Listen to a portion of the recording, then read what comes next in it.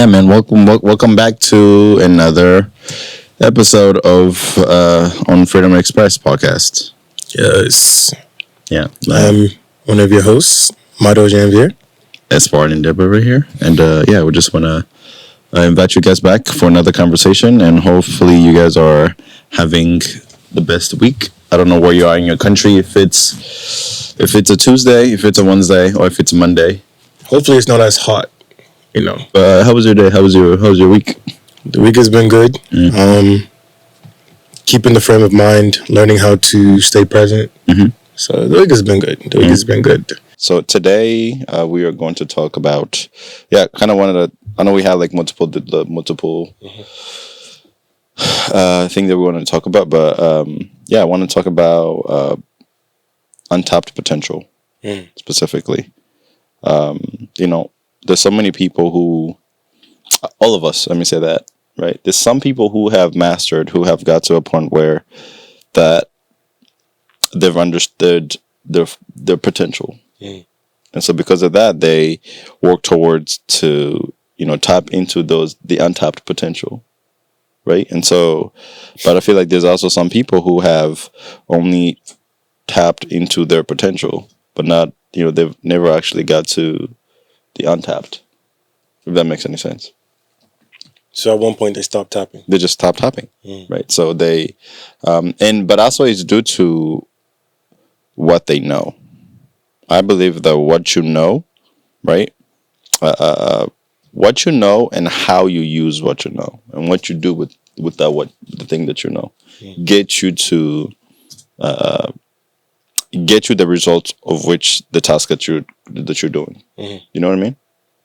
So they know not to tap, or they don't know they can tap. Their knowingness, their knowledge, right? Their knowledge can only get them far.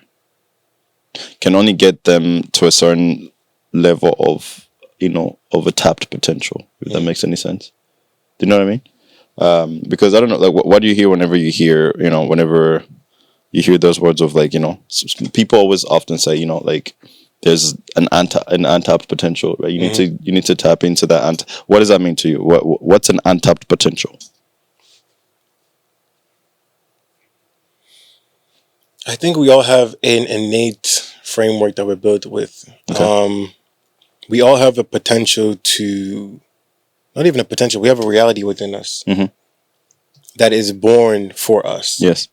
And I think the more you grow up in a world that forces you to conform, like, how us being immigrants, our parents, there's only like 4 job titles that will earn you respect. Yeah. Yeah. And without those 4 job titles, it's like, you're really fighting for identity. Yes. And so my thinking is that potential and what you're born to do is not accessed because you're focused on what society tells you is success. And so you never can chart the course on your own. Even you'll doubt yourself, because let's say you're meant to be a public speaker. Well, a public speaker doesn't earn stable income, right? It's by gig, right? And so if you look at it like that, when you're supposed to be like a really big public speaker, but your parents are like, no, become a doctor, become a doctor. And so, like, the doctor has stable income, I can take care of my family. All these things are pulling you away from what you're born to do. What do you think, what do you think are those things that prohibits the person from,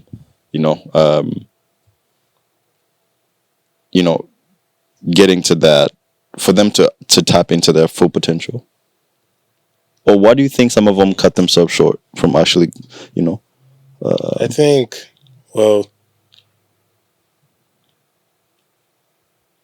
what's driving the image of you? Okay. How do you see yourself? If you see yourself as somebody that's capable, somebody that should be pursuing, somebody that should be getting in touch with themselves, rather than getting in touch with something in order to get something else. Like, I have to become a doctor in order for my parents to love me. I have to become a surgeon in order for me to be able to sustain my family, or my mom. That's all my mom wanted for me since I was growing up. Yeah. And so I think it's whatever it is and how you define the image of you. Okay. Mhm. That's good. So whatever it is that defines the image of you. Mhm. And for a lot of people who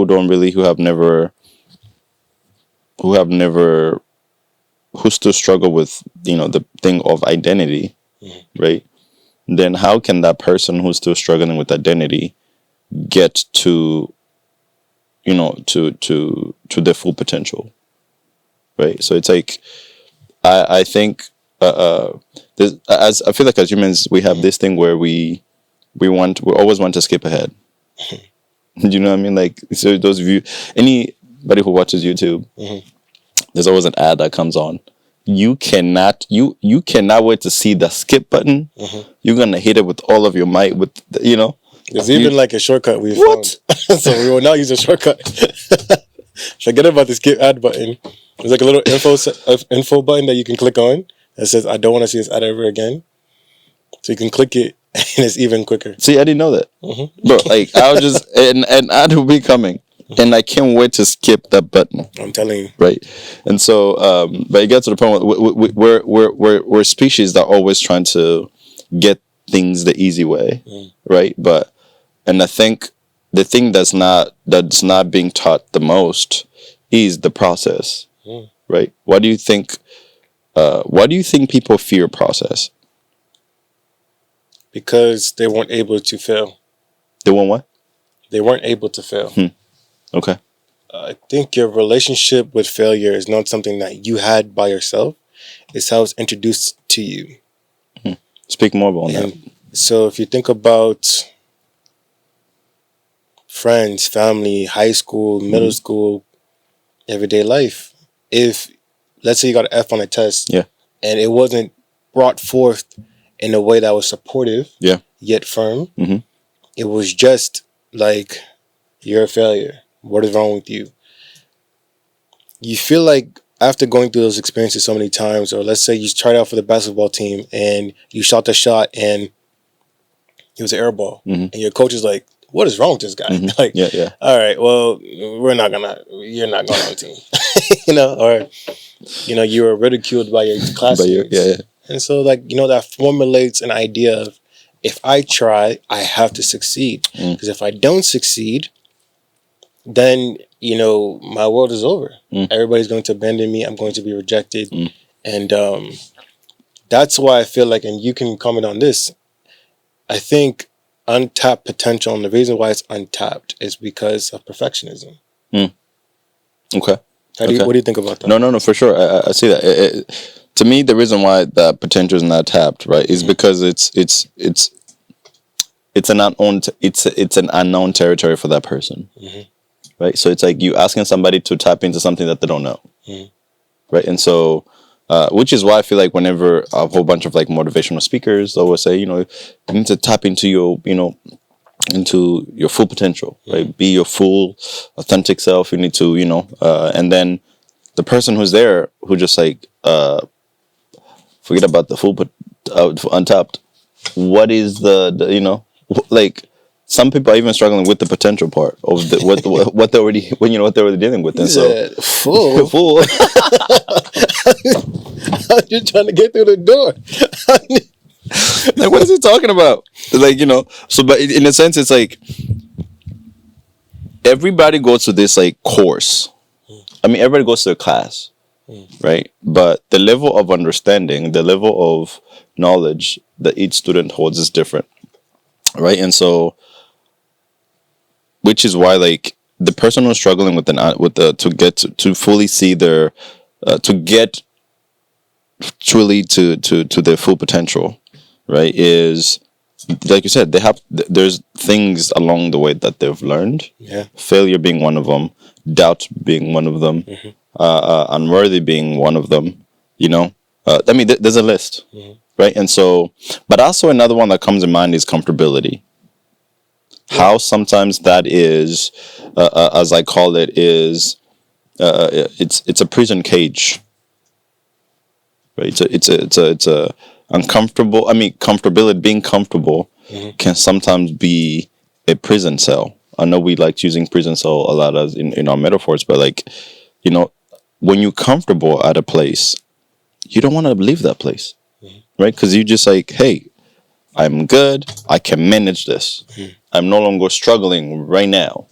You know what I mean? Even the struggle that you have, you just like you can manage it. But which is why to me the whole thing of like process is key.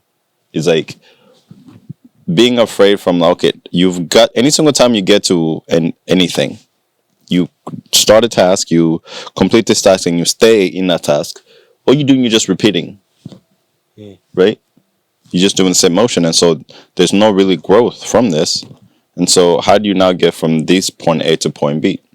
And I think the question that every single individual needs to ask themselves is, first, what do you want?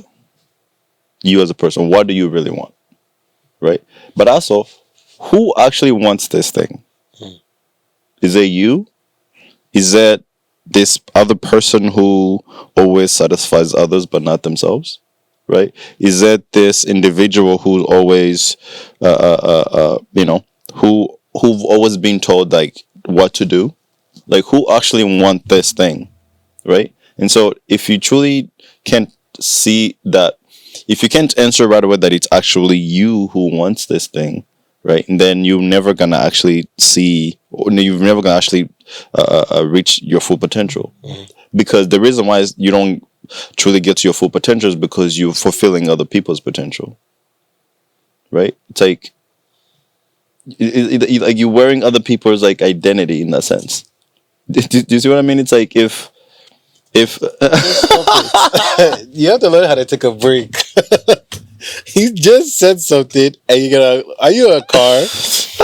You literally just said the reason why you can't fulfill your potential is because you're fulfilling other people's potential. Yeah, I feel, because it's like I'm saying this because tough. Wow. Because you know how like specifically like we have immigrant parents, so it's like they all the immigrant parents, right?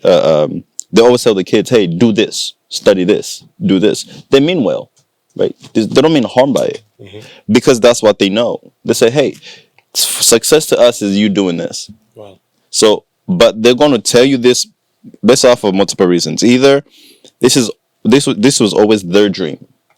Their dream was always to be to be a doctor. Their dream was always to be an engineer. The dream was always to be a lawyer. So they have all these things where they're just like, hey, like, which they always say this thing. If I came here at your age, right? Like, if I came here at your age, the thing that I would be, right? And so it's like, but the reality is you didn't, right? And so that kid who respects, that kid who fears, that kid who doesn't want to disappoint the parents is not going to fulfill that. Right, so they're fulfilling what the parent is telling them.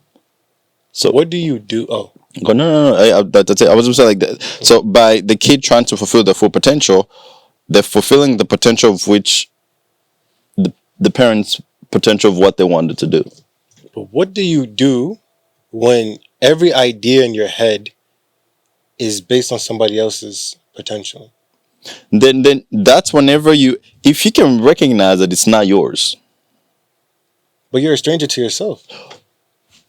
And nobody likes to talk to strangers. Like, how do you do it? But if you're a stranger to yourself, the first thing is, which I kind of said at the beginning, identity. If you don't know yourself, you're always going to fulfill somebody else's potential. Yeah. You're always going to complete somebody else's dream. You're always going to steal somebody else's idea. So like you're going to live your whole life, right? As multiple individual, but never yourself, right? Which is why I truly think whenever we get to in front of God, He's going to be like, "Hey, you've never done anything. Like the assignment that I've given you, it's still in that box because you've lived, right? Like you said, this is people who, in a sense of like, you grow up in the community where all the ideas that you know is from others." Yeah. Right. And so you kind of just like, okay, this is what we do. This is what they do. But the difference is they do that because they know themselves. Right. So you just now replicating what they're doing, but it's not really yours. And so you need to first ask the question of identity to yourself. But what if, and this is messed up, What if they do it because they're borrowing somebody else's potential, Bam. and then you're Wow. borrowing? Yeah. You know? Exactly. So nobody is being themselves. So then, at the question of who's truly for, so whose potential is being fulfilled, right? It's the person who Wow. gave that idea in the first place, right? Or so in the sense of like, Wow. so It's a nation of pretenders. Everybody's pretending. everybody's pretending, but to another degree, they don't know. No. Oh, that's diabolical. They don't know because like it's a trance. They're blinded by their environment because everybody's vibrating to the same frequency of of not themselves, if that makes any sense. Do you know what I mean? And so I feel like every single person they always have a thought.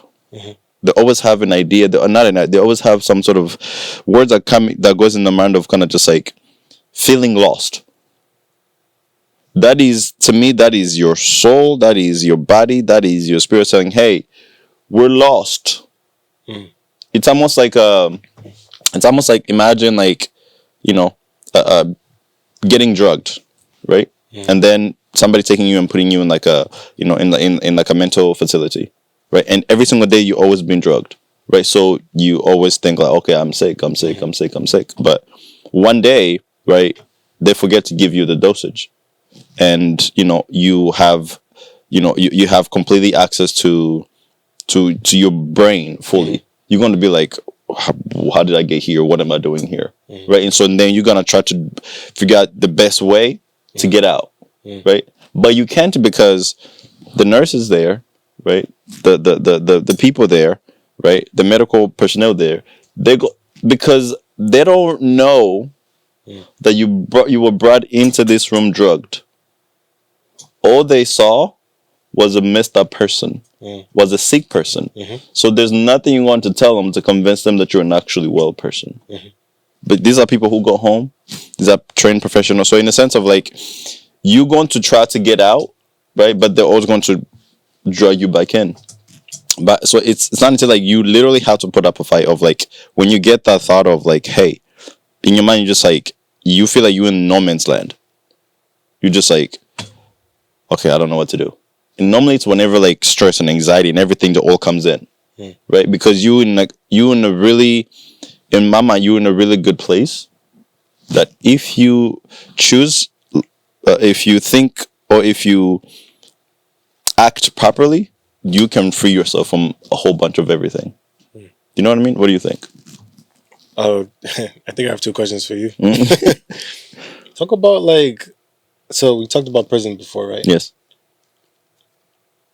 When you don't have the ability to make decisions for so long, Okay. and now you're out there in the open, I think sometimes comfortability is built on the fear of making decisions. Okay. Because when you're coming from that type of environment, it's predictable. Everything is kind of laid out for you. You hate it, but it's also like, I know what to expect. Yeah. I carry no emotional weight because I can always say that, oh, they made me do it, So how do you not develop a love for making decisions? Ask that question again. How do you not? Because you're coming from an environment that's so based on authoritative directives and do this, do that, do this, When you get out into the open, one, you have all these challenges now that people have given to you about, like you said, I'm not drugged anymore. Like, I'm actually here. I'm trying to escape. And everybody's like, no, you're the person that threw up on me yesterday. Like, Yeah. Because that's what happened when you were drugged. So now that you're free, how do you trust yourself to make decisions? How do you now fall in love with the fact that you can engage with yourself and trust that you'll make the right decision? I think first you need to have a relationship with yourself. Without making decisions first. Like you need to, because when you start making the decision and that person is still not okay, like, and you still don't know yourself, you still don't have a relationship with yourself, you most likely go to end up back into another person's thing. But I think the first step once you get well is understanding yourself, knowing yourself, knowing, what don't you like, knowing what you want to do, knowing the things that makes you safe, that, just like having a relationship with yourself. And then you start going in that meeting, right? With you, the Holy Spirit, right? And you just go in that meeting and be like, okay, what are we doing today? Right? Because if you always treat this every single day as if like you literally go in the meeting with yourself to discuss what we're doing for today, you most likely going to recognize you most likely want to make some better choices. Because when you put it in that way, you're going to be more aware of what you're deciding. If you know that everything, and I mean everything is going to affect you. Everything you see, everything you hear, everything you say, everything. Some people always think that, just like it's the words that they hear, right, or the things that like seeing, right, can cause you to think a certain way. Smelling can cause you to think, you know what I mean? So like touching can trigger. So just like everything that we do, there's a lot of stuff that we invite in our body through our other senses, but we're not aware. Do you believe that there's a right decision, or do we make decisions right by the way that we show up? I believe there's right decisions, Okay. and there's wrong decisions, and so we need to if you don't properly assess your situation, right, you can easily make the wrong decision, or you can just make the wrong choice. But also there's some times where, depending on what you were taught, right, you can confuse the wrong choice with the good with the right choice. I don't know if that answers your No, question. it does. Because I'm thinking about how those people that are not used to making decisions and like they feel like they're trapped and they're stuck, they can sometimes get into analysis paralysis Okay. because they're looking for the perfect option Yes. because they don't want to fail again. Mhm. And they know their relationship with failure is so bad Yeah. that if they now decide to take a leap of faith and they fall, or it's not panning out in the first 3 seconds, Yeah. you know, it's like, okay, I'm not doing this ever again. Right. I'm going back. Mhm. So talk a little bit about analysis paralysis and how to work your way through that emotion, or how to work your way through that feeling of uncertainty when you're making a decision, when you're not used to making decisions.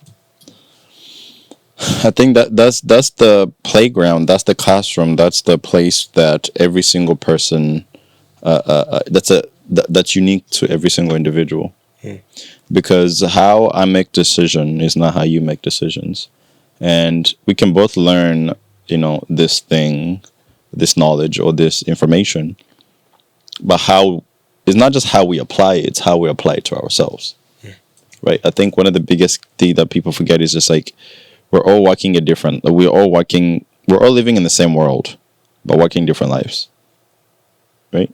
And so, ask yourself if if you have ever actually, do you see yourself as a different individual from everybody else? Mhm. If not, there's a problem. What if you just can't see yourself, period? That's a huge problem. Like But it happens. It happens 100%. And so, but I'm not saying that there's no hope for that person. I think to even greater, that person has even a better chance of like, starting fresh. Why? Because any single time, whenever you reach your like, your low, right, your lowest,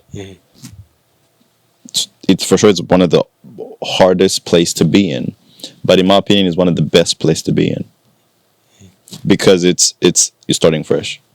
Like you can't feel worse as as you're feeling now in that moment, right? And so, what do you want to do about it, right?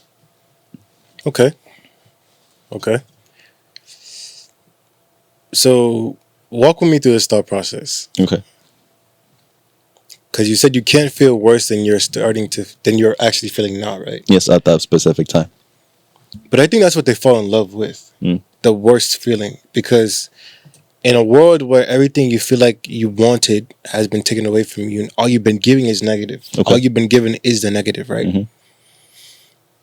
Some people fall in love with the expectation of it. Okay.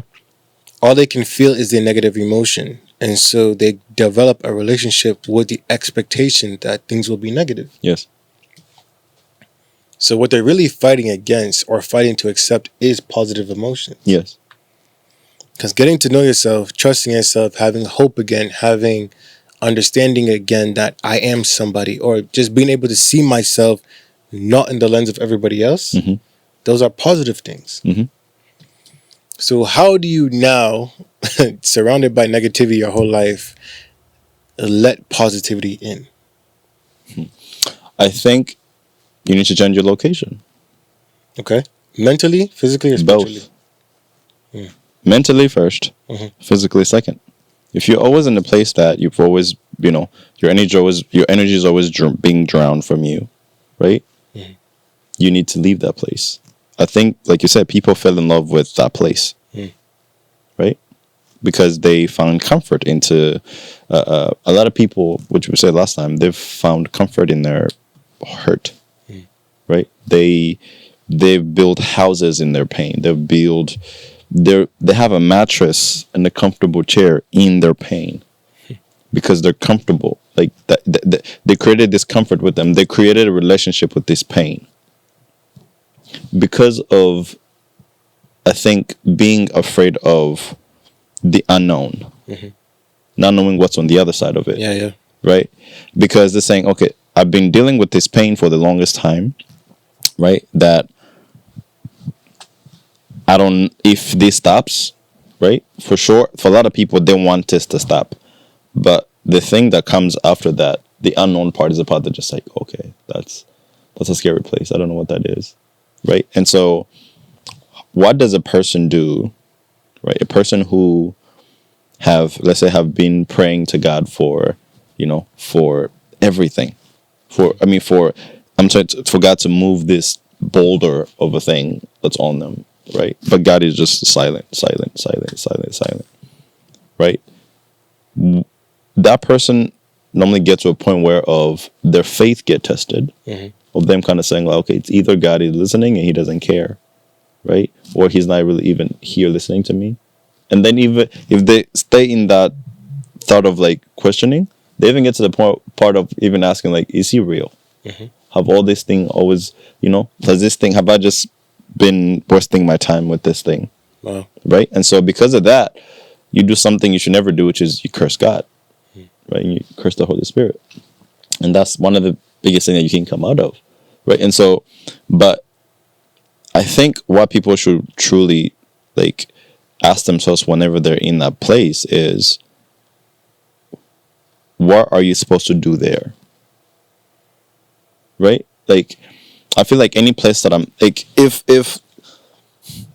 let's say if I'm playing a game, right, and there's like levels, and if I win, I move up a level, and if I don't win, I still get to stay in that level.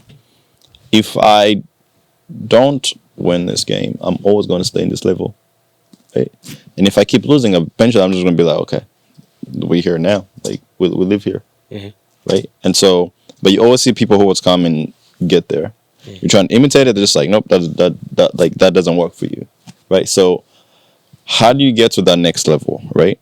It is you literally, sometime you have to use all of your brain, all of your might, everything you know, use it. That's what using your full potential is literally tapping into everything you know possible that you can actually do.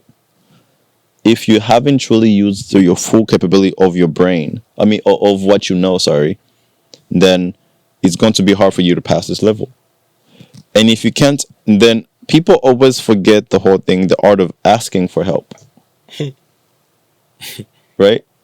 So you will always see these people passing this level, but you've never thought in your mind you can stop one of them. Hey, so how did you do that? How do I get How did you find that step? How did you get this tool? What did you get that gun? You know what I mean? Like, what did you get this thing? Because you're just like, oh, they're doing their way. I need to figure out to do it my way. No, if you did everything you can possible and it's not working, why not ask somebody? What do you think? I think it boils down to the fact that they're afraid of new pain. Old pain is good. Old pain is like the boulder's been on my back for years, right? But at least it's been in the same spot. Right. So then I can control the pain sensation because I know it's going to be there. But how do you get scared of a pain that you don't even know what that is? What is it going to be? Because that's the thing. With the boulder on my back, I can gain a tolerance because I know the breadth of the amount of pain I'm going to be under, right? It's going to hurt this bad. Yes. Because it's been hurting this bad for a while. So it's like, okay, I have a routine. Yeah. And I have a tolerance I can build myself up to. Yeah. New pain is like, it could be this much, it could be that, Yeah. Or it could be something that could just kill me and take me out, or God forbid I cause pain to people because I have them believe in me and sell them on a dream that even I can't handle. So is pain a bad thing? That's what we're getting to. Because honestly, the idea of suffering, the idea of going through pain has been always portrayed as something you should avoid. Yeah. Or something you should get through. But we never think about it as something that we can assimilate and build on.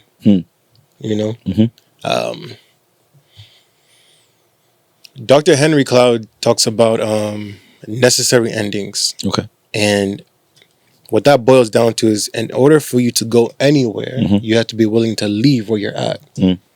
And so when it comes to experiencing pain, happiness, joy, it's all about going. And you're going through as we speak, but you're still going. You never stop until you stop. And so a lot of people don't understand when they stopped. That's good. Yeah. Yeah. And so you're going through many different seasons, but because you stopped, it looks the same. Yes. But it's not the same. Pain, just hearing you say that, pain is not the problem. Pain is the pain is the feeling. Yeah. So it's the aftermath of the actual cause. Right? So if I'm afraid of the pain, I'm being afraid of the wrong thing. It's like, me, like pain, like if I hit my foot on this thing, right, I'm gonna focus on like how much this hurts, but I'm not going to teach myself not to hit my foot on this thing again. Right? So like, what's the problem? Is that my hand hurting, or is it this thing that I hit my hand on? Because if I don't learn this art of like, I need to stop hitting my hand on this thing, the thing that creates pain, that's what I'm trying to get to. Does it talk about the difference if you know what I mean, like between the thing that creates the pain and the pain? Why isn't that people can't see like the thing that creates the pain and the focus on the pain? Let me tell you why that's so good, right? That's very good. Because hearing you speak about it, let's say I was right here. I come and I stub my toe. Yeah. This is the reason why people don't focus on the pain, because the pain is so immediate, you run back. But you don't realize you're always going to end up here again. So when you come back, you stub your toe again. And then you run back. Because you're always running from it, that you never do anything with it to overcome it. Yes. And so this has always been a thorn. Because I was thinking about how people that date the same people over and over and over again in different bodies, right? Yeah, why is that the case? Because this person hurt you. Yes. And instead of sitting with it and understanding, okay, this is what they did, you run from them. You run from the pain. You medicate it. You cope. You do whatever you can to get rid of it. But you don't process what happened. For sure. It's not even that they're. It's not that they are that they're attracted to the person, attracted to the characteristics of that person. Yeah. So they always find that they can't go to anybody, but whoever has those characteristics, that's the type. The type is the characteristic. And that's the equivalent to the table. Yes. Still being in that room. And you still walking, because you're going to end up going down that same path, stubbing your toe on that table again. But what do you do when you stub your toe? Because the pain, yes, the sensation is so captivating that all you can think about and focus on is the pain, which is why, as we said last time, it's important to be present. Because if you cannot train yourself to be present, then you lose, because you stop. Yes. And you're not able to understand that, hey, as much as this pain hurts and I have to take acknowledgement and account of it, if I don't move this table, I'll be hitting my leg on it for the rest of my life. 100%. 100%. That's so good. And that's really, I feel like, the pinnacle of where people are. We've shifted our mindset to focus on the feeling of the pain, but not actually the root of what's causing this pain. Yeah. So it's like, to your point, you wake up every single day, always stumbling, always hitting your foot on this giant boulder of a rock, right? And you wake up every single day, going to these friends who always hurt you, who always says these mean things about you, right? You wake up every single day, stay with this dude who's treating you horrible, who's abusing you, who's doing this, right? And so you focus on the how they make you feel. You always talk to people just like, he treats me horrible, or I'm always in this, or I'm struggling with this, right? But like, what's causing you? Like, what's the, like, what's causing this, right? Can I help you remove this boulder? Can you stop? Can you break up with this dude, right? Can you know what I mean? But I think I just realized that sometimes the reason why they get attached to this hurt, this feeling, is because they don't know what's causing it, or not, they don't know, but they're blinded, right, to see what's actually causing it. A vampire that you invite in will always suck your blood. So if you realize that your blood is being sucked, maybe you invited in a vampire. Exactly. So you may not understand what's causing it, but like you said, if you pay attention to the consequences, that I'm always feeling this type of pain. Yeah. Because if you think about, why can't I tap into my untapped potential, or even my actual potential? Well, it's because something is causing you either to be stuck, or you're running up against the same wall, and you're not taking accountability of it. Right. 100%. Or I just like, how let's say you just we're going to Christian Life Austin, and there, in the way, there's some sort of like rock or some sort of thing that's that people always stumble upon. You walk, you stub your toe, you just like, right? I keep going. You come behind me, you stub your toe, just man, right? But you didn't see me stub my toe. The next person, so there's always this thing that's sturdy in the ground that's always like, everybody always stubs their toe on, right? There's and nobody ever thought to like, okay, I need to remove this thing, right? So there's this thing that's constantly just keep hurting you over and over and over and over and over and over and over and over, right? And that's tradition. Bam, that's good. Yeah, exactly. That's tradition. This is what my friends do. This is what we do. It's what my family do. Exactly. Right. My grandfather did this. We all drink. You gotta talk about girls like this. We all sleep around. Yeah. And so everybody keeps stubbing their toe over the same problem. Same thing. Cycle, generation through generation. Do you want to give your kids that? That's good. Right. Exactly. Because eventually, if you bring your kids there too, guess what they're going to do? Yeah. They're going to stumble next to it. Right. And so it's like, and you might stub your toe and break your foot. Somebody might break their leg. Somebody might break their arm. Right. But it affects you guys differently. And so because it affects you differently, you don't see it. You don't see the same problem. You know what I mean? So the effect that it does on you, the hurt that it does on you, what it triggers, because the pain triggers different memories, right? Because pain triggers different traumatic events that happen in your life. Because that's where those, depending on those traumatic events, they tend to either get you stuck and go and hide, right? Or depending on your level of trauma, whatever that thing is. And so it always takes somebody who's present, right? Who stumbles on a thing and thinks about the next person who might walk across here, right? Goes upon and tell the owners of the building, say, hey, there's a rock over there that people might stumble upon. The car might come, it might puncture the tire. Can we do something about it? And then they come and they remove it and they fix it. So it always takes that individual, right? So, but how does a person get there? How can the person get to that point of like realizing that if you don't fix the thing that's hurting you, you planting it for somebody to come to stumble upon it. You're not becoming an accomplice of disaster. 100%. I think it's the ability to empathize. Because if it hurt you this bad, imagine what it will do to your generation.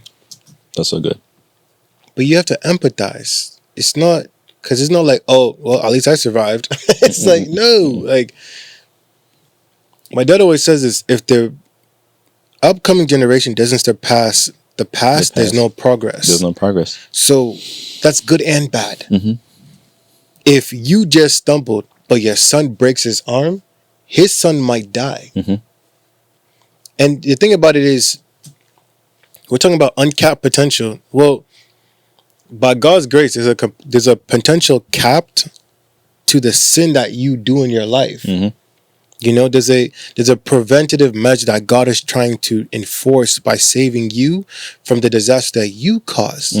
But when you don't take into account that, and you keep letting it become a stronghold, and you're moving closer and closer to ending your own generation, because your kids don't have to fight what you decide to take account of and kill. Right. But if you don't want to kill it and you bring it to your table and you're invited in and you introduce it to your kid. Because people are like, oh, I don't know. But like, if you feel like drinking has done nothing good for you, but you introduce it to your kid, well, you're inviting them to be destroyed. For sure. By what destroyed you. For sure. For sure. Maybe something that you're struggling with today, something that your grandfather decided to make normal. Make normal. Oof. Do you know what I mean? Maybe it's something that they've tried all they know how to do and they didn't ask for help and they're just okay. So, you know, I'm gonna be comfortable in this pain. And the kick comes, you know, it's gonna be like, okay, don't ask any question, this is just what we do. Right? We just deal with this thing. And so they call something they call it a genetic problem when it's not a genetic thing. It's not a genetic problem, right? They say, oh, this is an autoimmune thing. It's not. It's a passive decision. It's a passive decision. It's a decision that just through generation have been practiced enough that there's a new portal that was opened so you can just pass through. Because all of you guys share the same blood, so that portal is always open, right? And so I think for you to even get to see your full potential, right? You need to see the thing that's blocking you from seeing it, right? The amount of stones that are in front of you that you're dealing with currently, right? He's not saying that, like, you know, you need to, you need to go and remove every single one of them. That's going to take work. You're going to be in pain, for sure. So pain is not always bad, right? So let's not really focus on the pain. The pain, you're gonna feel it. There's nothing that you can take pain medicine, right, to trying to make this stop, but like you're going to experience another pain. So you know what I mean? Because like it's a feeling. It's an emotion. It's an emotion. It's a feeling, right? So, but the thing causing it. Is what you need to, I feel like in my opinion, we need to focus on. You are always going to be experiencing another pain. Exactly. I was thinking about that sentence. That means it's always going to be you. The pain may change, but you're always going to be you. That's what you have power over. Don't worship the pain. Yeah. Worship the fact that it's always me. So that means I can decide how to behave. Yes. With pain. Because pain may not be stable because pain goes and pain comes. But I'm the stable factor. Yeah. So what you pour into yourself will always come out. 100%. So therefore, if you pour into yourself the right things right now, when pain comes, you need not fear it. Mm-hmm. Because what will come out of you is what you spent years 100%. reinforcing. Mm-hmm. Yeah. One of the most beautiful examples of of pain, or somebody who overcame pain, was shown to us was Jesus. Yes. He literally came knowing he was going to die, and how he died. Right. Everything he went through, the trial. He said, "Hey, I'm gonna come and to be the savior of the world," and the process of which, right, he did that was one of the most painful. For those of you who know the story of Jesus, the most painful thing imaginable, right? But what did that teach us? We focus on like the whips and the thorns and the nails, right? We forget about the resurrection. You can, you see what I'm saying? It's like people haven't even got to people. It's like they've Jesus knew that, hey, I'm telling you, this is nothing because you can overcome this. I'm gonna show you that this is possible. But you're gonna die. But you're gonna die. But you're gonna be okay. Be resurrected. Yes. So that, do you notice it? Like, so part of you going, it's like there is resurrection for you, but you have to die. Do you see what you see what I mean? Like, so which is why the story of Jesus is really, really important. And after, whenever he resurrected, he on the cross, right? On the cross, right? Like whenever he said, that everything is. I forgot the sentence that he says. He says something like everything is finished. it is finished. It is finished. That is his full potential being fulfilled. He's saying, I came to do what it is finished. Right? Because he knew, it wasn't like he wasn't even doubting, like, am I going to? No, he knew, like, okay, cool. I'm going to give me 3 days. I'll be back. You know what I mean? So it's like part of you going through this thing is it's not even you dying. And that's the crazy part. Jesus didn't die. Right? So it's like the doorway, right, to all these things that you're dealing with, you need to go and bury him in a grave. So you can come back as actually your whole self in that sense. But there's the image of you, and then there's you. yes. And the image of you learn to set forth in environments and places where you didn't know what to do. Yeah. And you didn't know who to be. And so you created the best thing that you can imagine would get you accepted. Yes. Or would protect you. And so it comes to a point where that has to die. Because if it doesn't die, then you go to the grave being a fraud your whole life. And so if you don't understand that you deserve to live in the fullness of who God created you to be, then yes, you will go to heaven and God will say, depart from me, I never knew you. For who you decided to be your whole life was never you. You know? And that's sad because this whole question about the fear of uncapped potential, right? It boils down to, in my opinion, you getting closer to God, but you getting closer to the one that you are. Yes. Because meeting yourself actually and being able to understand that at the end of the day, you carry your own destiny. Yes. Nobody can carry your destiny for you. And as much as you do want people to give you the right decisions and give you the right advice, you have to be comfortable realizing that the advice they give you can only work for them most of the time. Exactly. For their personality, for the way that they have micro expressions. Because like an extroverted guy can give an introverted guy some advice and say, hey, just go out there and just be yourself. Be yourself. And conquer the world. And what he means is go out there and be me. You know? Because that's how I do He's like, this is what I do. Exactly. This is how I do it. This is what I do. Yeah. And so like, if I could do it, you could do it. You're like, no, it's not going to work. But to another point, like, who you ask advice to, right? And the advice that they give you, right? They're going to give you the advice from what they do. Yeah. Right? And so if you're somebody who also hasn't truly got to that point where level of, actually get to that point of like level of where you think that they are on, they're going to always feed you false information, right? So it's like, who even the person who you advise as well, you need to be really even careful for, But also, I feel like just like kind of just going back to the whole thing or process, and Jesus. One of the other things that's coming in my mind is how sometimes for Jesus to come, right, to be the savior of the world, he first had to have, gotten a meeting with the Father and the Holy Spirit and be like, hey, I volunteer. I'm gonna go die for them.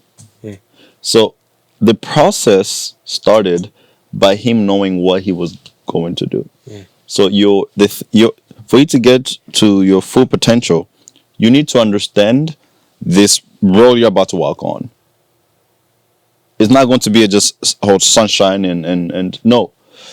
It's a painful road that you're about to walk on, but it's a necessary road for you to truly get to that place. But can you walk if you don't have the clarity yet? Like, let's say I know I want to do something, like, but can I walk if I don't know what that something is? That's faith. So, but where do I go? What if I'm walking in the wrong direction? What if I'm picking up the wrong ingredients because I don't know? Your starting point, right? Like where you're standing, right? And who's giving you, and where you getting? Let me say that. Where are you getting? Your first the steps of what to do next. Who's feeding you that? If I'm just standing here and I'm just like, okay, I don't know how to start this thing, right? Maybe it's a career, maybe it's a job, maybe it's you're trying to start a company, maybe, you know what I mean? Like, and you're just like, I don't know what to do. Maybe you're trying to leave whatever dream that you've always wanted to do, and you're just like, I don't know how to start, right? If all you do, you're just waiting there, you're going to wait there until you die. Okay, so don't wait. But what do you I'm not saying don't wait. Okay. There's a difference, I guess, between about staying and waiting for for something to come for you to start, versus you being patient enough for you to assess your knowledge and see what you can do with the thing that you have. Okay. So it's like people always want to start with the same thing. The whole thing of like equity, right? The whole thing of like the whole thing of like, oh, and I also need 2 bricks, like you have 2 bricks, so we can be on the same. It's like, no, like you got 2 bricks, cool, you got 2 bricks. I don't have 0 bricks. I need to figure out, what do I have? What can I trade with you to buy that 1 brick? What can I do? Am I just going to be here and complain to the system and be like, oh, it's not fair, he has to, obviously he's going to get hired because I don't have anything, and so I'm just going to be here? No. Like, with what you have in that moment, so use whatever it is that you have, put it somewhere, build it, put it on any ground. Even if you don't know which ground to put, if you are still asking for God for clarity and he hasn't answered you yet, then he told you to wait, be patient. That's one thing. But if you just say you don't know where to start, just start somewhere. The best teacher is failure. Okay. How do you make failure a friend? He's already your friend. Okay. We don't like it. He's already your companion. Right? So it's like it's not that like it's not like that he comes whenever like failure doesn't come whenever you are at your most vulnerable, or whenever he comes whenever at the time that you need him to come. You know what I mean? Success comes whenever it's time for it to come. So it's like, I think it was Dr. Myers Monroe who said this.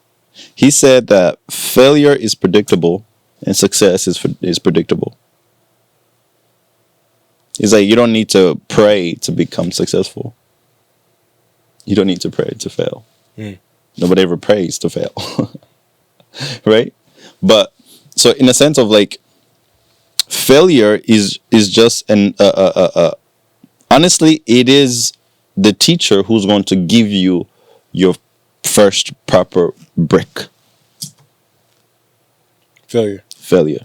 Interesting. Because by you failing on this part, right, now you know. He teaches you. Mm-hmm. Hey, don't do that.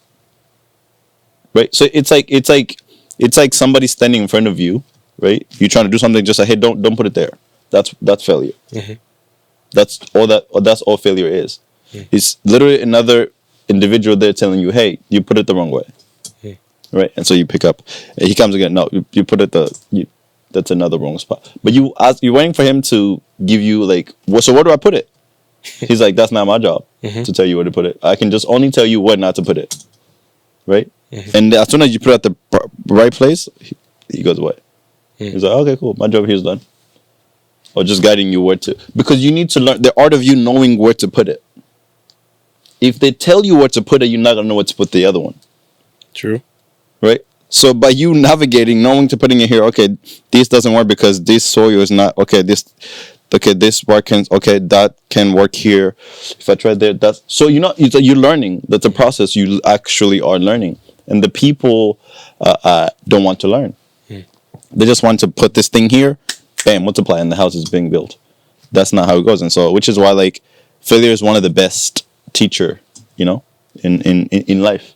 So I don't view failure as a bad thing. It's also another good thing. Success as well is the result of what failure taught you. Right? So in a sense, like when you fail, you succeed. Interesting. Or when you fail, you're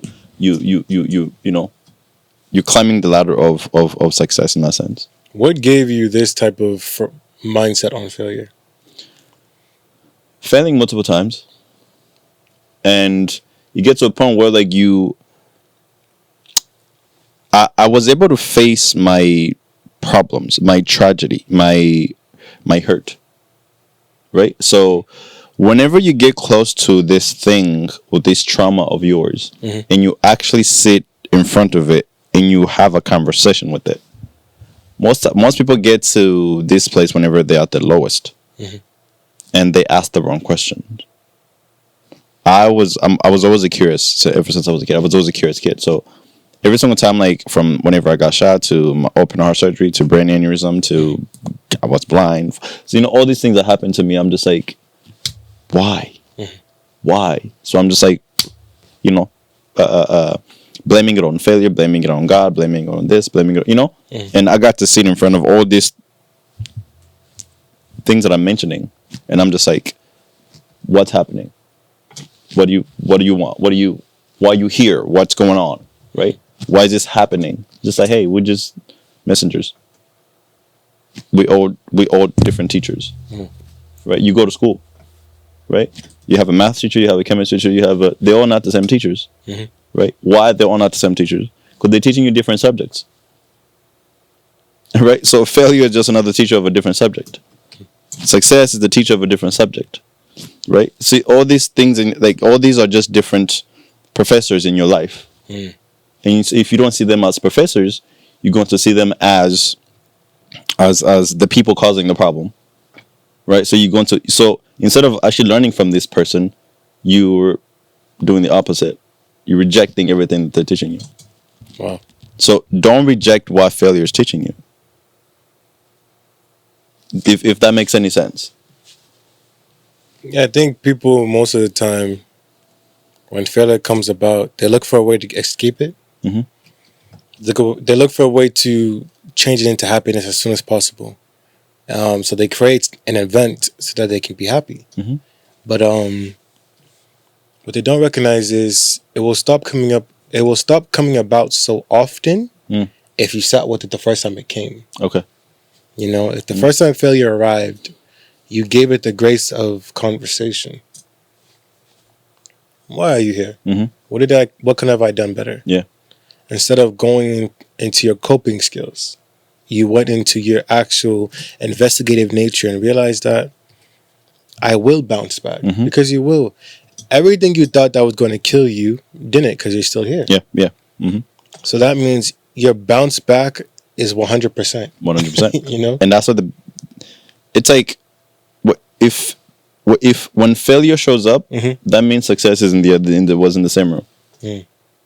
So don't give up. Don't piss me off. Yeah. There's no way. No, like they're in the same room. It's like they're in that room right there, both of them. They're playing chess or they're just hanging out. What you do, the consequence is like that's who's going to come.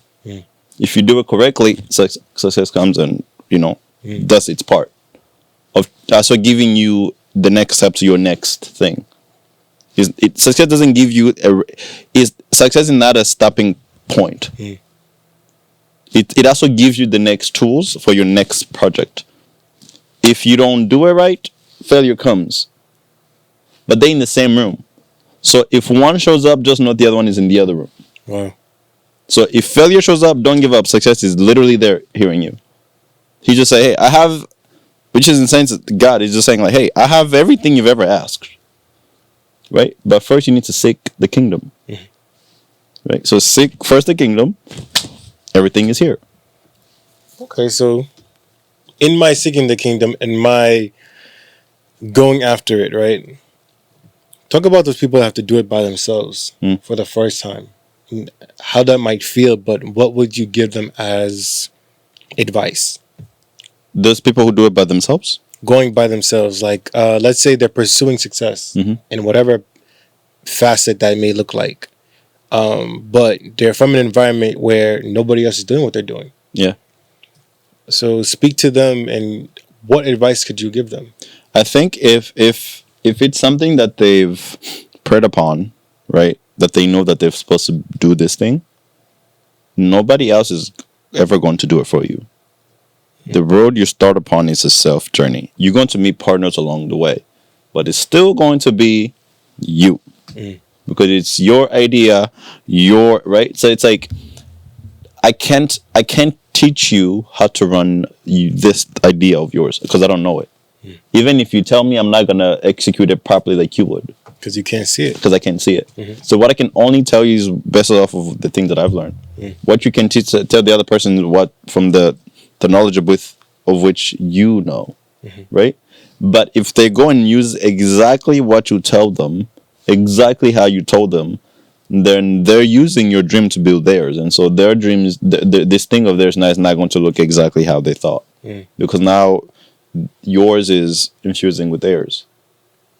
But what they're supposed to do is learn.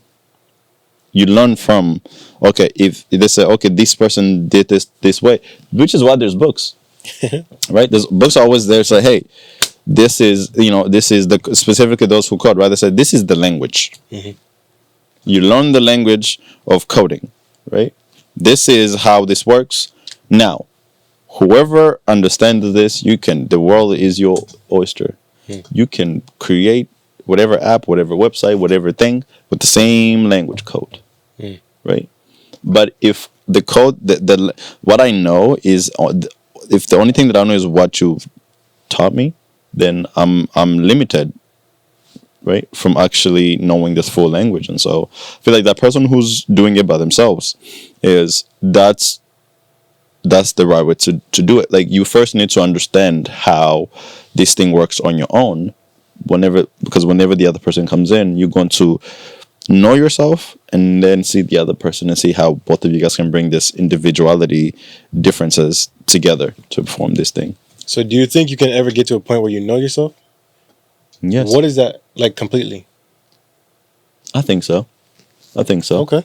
I think so. I feel like knowing ourselves it's not something that's hidden.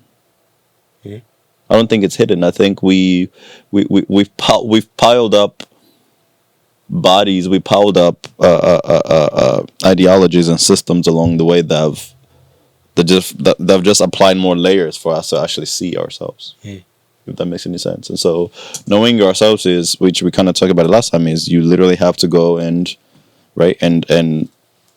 taking off this personas, taking off this other system, this ideology, to truly get to, like, because you found what you're looking for, right? So like, if you don't give up on finding yourself, you're going to find yourself. So would you describe the self as fluid? Like it can be adaptable, or would you describe it as something that's stable and like rigid, that doesn't change? It's a bit of both. Okay. So I feel like self is it's an image, right, of who you are.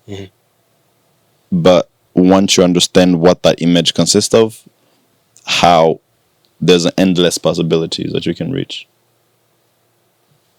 Right. So it's like, I mean, I'm a Christian, so the Bible says we made in God's image. Right. Obviously, it's not the body, right? It's the spirit, right? The likeness, and then here on earth we have the body, we have this, we have the soul, and so I need to understand all these three things and how they make me. This is that's self. That is you. It's not just the body. It's not just the soul. It's not just the spirit. All these three things makes you. Right. The reason why, like the song that we're listening to, that say that, like the by Elevation Worship, that says that like he's been my fourth one in the fire, right, time after time. And so I was just thinking, I'm just like, he's been the fourth. He's been the fourth in the fire, right, with me, time after time. I'm just like I'm me. Like, what do you mean the fourth?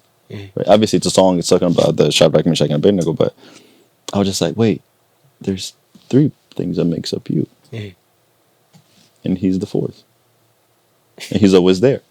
And so I was just like, whoa, okay. So when you see yourself in all of your layers, then you're going to see how what you feed each person, or the role of what each of these three individuals play, that makes you. Interesting. Yeah. What about you? I know you're thinking right now. Your mind is. Yeah, no. Like, I'm definitely thinking. It's fascinating, honestly, because I always thought that the self is very fluid. And my understanding was people run into trouble with themselves because they don't believe they can develop. Okay. Once they get to a certain point in period where they've gone to a routine of, this is what I can do, this is what I can't do. I'm just stupid when it comes to this stuff. It's like, you're telling yourself that this is where you stop. You're telling yourself that I can't progress past this. But the interesting thing about it is you wake up every day. Yes. And so the self is something that's not yet put a period. I told it to my teacher, my psychology teacher. He was laughing, but I was telling him that humans are weird because life is a run-on sentence, but we put punctuations in weird places. And so something happens in our life and we put a period there. Or like something happens and instead of putting a comma, like they broke up with me, comma. So my journey of love continues. They broke up with me, period. I'm done with this, period. And it's like, I lost my job. My financial status is done, period. Game over, period. And we just, instead of putting commas in our lives, we run and we collect periods, and everything that happens to us is a period. And so it's stamped in our life as something that cannot change. Because once you make it a complete sentence, it's complete. Yeah. But you make it a complete sentence because you're scripting out the life. I think the number one thing you have to understand is you get to build the interpretations of everything you go through. Yeah. Because the way it lands in your chest is the way it lands in your chest. Yeah. And you get to decide how you want it to sit there. I was watching a sermon, and the lady that was preaching, she did a sermon example. And her sermon example is she had somebody come on the stage with her. And as she was preaching, she just kind of threw a ball to him because she was holding three balls. And she threw one to him and he caught it. And she kept preaching about like going through life and circumstances. And she threw another one to him and he caught it. And then she says, I want to take a pause to realize I never told him to catch it. But now that he has it and he caught it, do you see that he's holding on to it still? Yeah. And so whatever you catch, you hold on to. And the problem with that is it's affecting your capacity to hold on to anything else. Yeah. So with the things that you go through in life, and the reason why your potential or even your uncapped potential is still uncapped, not tapped into, not explored, is because you're probably already holding an interpretation of failure that has robbed you of any possibility to do anything different, Mm. or you're That's it. holding a interpretation of pain that robs you from the possibility of doing anything different. Mm-hmm. And so, what is it that you're holding now and you've been holding? And think about when you picked it up. Think about who handed it to you and ask yourself, is this a role model of what I want to be? Exactly. Right. Mm-hmm. Right. Again, that's the whole word. It's like a role model, Mm-hmm. right? So it's like you're modeling, right? You're modeling your way of being off of someone else's Yeah. thing, and so.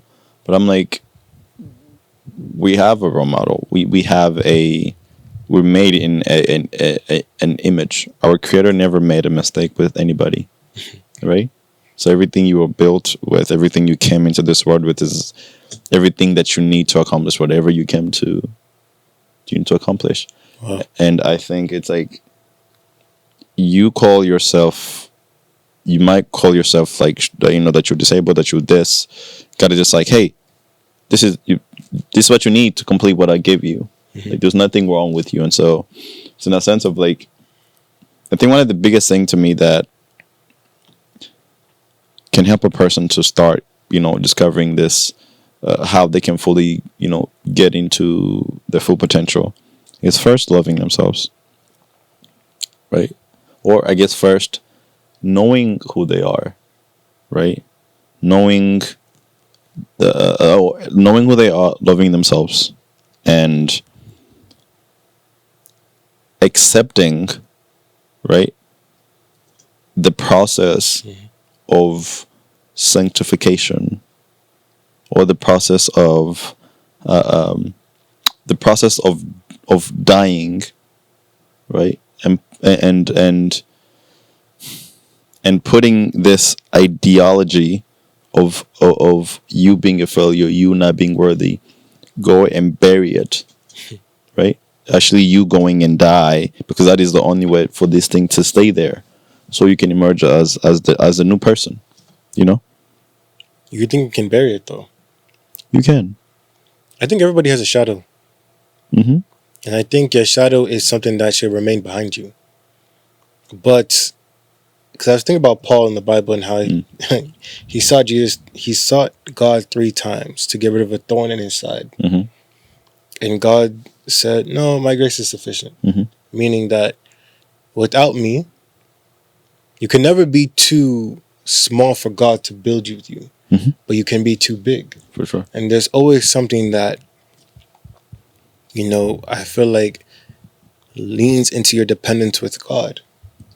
And so if you're not worthy, God said, I am the Lord who created you. Mm-hmm. And because you don't feel so worthy, you need his strength for you to capitalize on the things that he wants you to do. Yes. Because you can't do it by yourself. You cannot. Think about how many excuses Moses gave. Yes. You know, and then look what he had to do with his life. Exactly. So I think sometimes your shadow is there for a reason. But because wherever there's light, there's darkness. But learn how to make it behind you. Keep it behind you.